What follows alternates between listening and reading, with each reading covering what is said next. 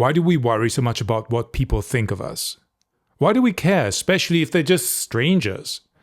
Why can't we just be free and do our own thing without becoming so self-conscious? If you're regularly getting frustrated because you're holding back around others because of what they might think, then you already know how debilitating this can be and how it's stopping you from achieving what you want at work, in your social life, and even in your dating life. So, in this video, we're going to be answering 3 big questions. Why do we actually care so much what people think? Why do some of us seem so much more aware of people judging us than others? And third, what you can do to finally stop caring and feel confident no matter who's watching. And to answer another question first, is it just sensitive or shy people like myself who have a fear of being judged? No. It's built in for all of us, apart from what I'm guessing are sociopaths and psychopaths. It's simply our brain's way of trying to keep us safe. Because back in tribal times, if the group didn't like you, you were out. No food, no protection, death. Our brains wanted us to survive, and that meant stay accepted or you're in danger. And our brains haven't really fully adjusted to the massive developments of the last hundreds and thousands of years.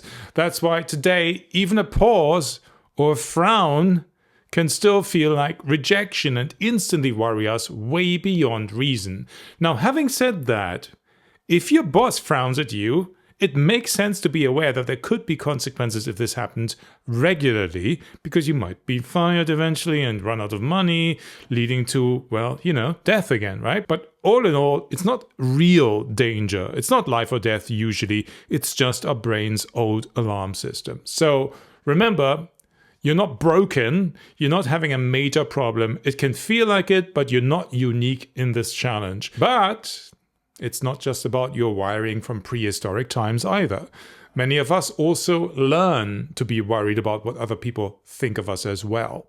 And if you're particularly worried about judgment from others, it's most likely that when you were growing up, you got teased or corrected for saying the wrong thing or doing something naughty.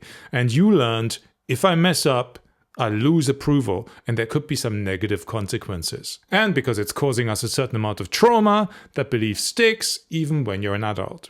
And when you add on to that the so-called spotlight effect, where we think everybody's watching us, so we think we have a spotlight on us in social situations, it can really make us irrationally worried. But we overestimate how much other people are actually interested in us, especially strangers. They're either too busy with their own stuff, or they're too busy worrying about what we think of them. So the key thing here is, this heightened fear of judgment is learned, not who you are, which means it can be unlearned. Now, how do we stop caring so much what people think without having to turn ourselves into sociopaths? Because, frankly, that's what some of the advice out there sounds like when people say you just have to give a f*** what people think. Sorry, there's a line between being a selfish jerk and not being worried about what other people think. So here are 3 proven ways, and one that I just love, to break the habit of overly worrying about what other people's perceptions are without turning yourself into you-know-what. The first strategy I want to recommend comes from CBT, Cognitive Behavioral Therapy, and it's about reframing. When your mind says, oh, I think they think I'm weird, ask yourself, do I know this for sure? And usually the answer is no. And then reframe it. Some might not connect with me, and that's okay. It's like cleaning a foggy window. Once you wipe away the assumptions, you can see clearly again. But the key message here is, you can't control what other people think, but you can control what story your brain tells you. And having said that, if you want to go crazy and actually flip this assumption, just say, hey, people think I'm cool, or they think I'm cool, or you think I'm cool in your mind, and keep repeating that. And over time, you'll start to act from that belief. But if that's too much for you right now, just do the questioning and reframing. The second strategy is exposing yourself. No, not what you think. A lot of people who are afraid of being judged often avoid other people for obvious reasons, but avoiding people is what keeps the fear alive. So start small, say hi to somebody, share an opinion, speak once in a meeting.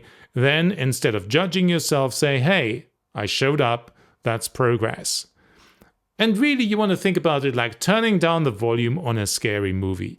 Each time you face the fear's volume drops a little more.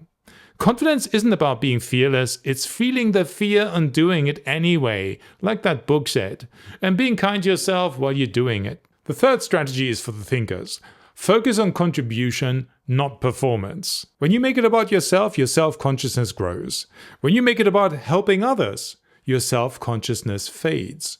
So before a conversation, a meeting, or a video, ask, what do I want to give here, not prove? And as a bonus, I want to give you my favorite way of doing this, okay? And I call this flipping the script. I want you to ask yourself, what do I think of them? Every time you get self-conscious and you start thinking what other people think about you, simply flip it around and ask yourself, what do I think of them? The brain can only manage to focus on so many things consciously at the same time. So it's surprising how that simple switch of focus takes that self-consciousness away. It works really well, and I realized it a few years ago myself. Best of all, it's easy to remember.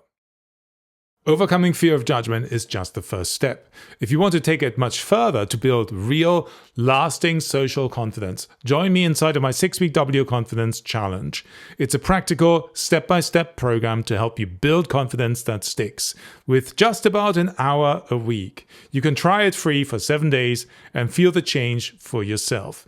Click the link below and challenge your confidence to grow. If you've done my program already, here's another video that will help you further.